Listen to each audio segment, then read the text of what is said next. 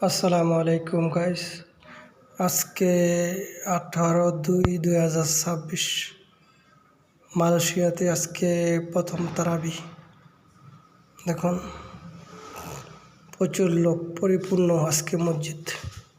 আজকে মালয়েশিয়াতে প্রথম তারাবি চলতেছে। কালকে 19/2/2026 প্রথম রোজা আমাদের, ঠিক আছে।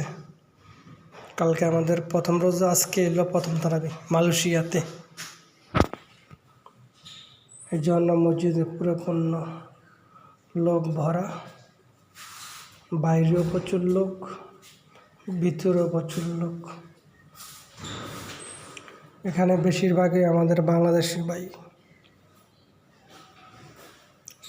সবাই আমাদের জন্য দোয়া করবেন, আমরা যেন রমজান মাসের 30টা রোজা রাখতে পারি এবং 30টা রোজা যেন আল্লাহ পাক আমাদের কবুল করে। প্রত্যেকটা মুসলমানকে রোজা রাখার তৌফিক দান করো, সকলে যেন সুস্থভাবে রোজা রাখতে পারে। আমিন।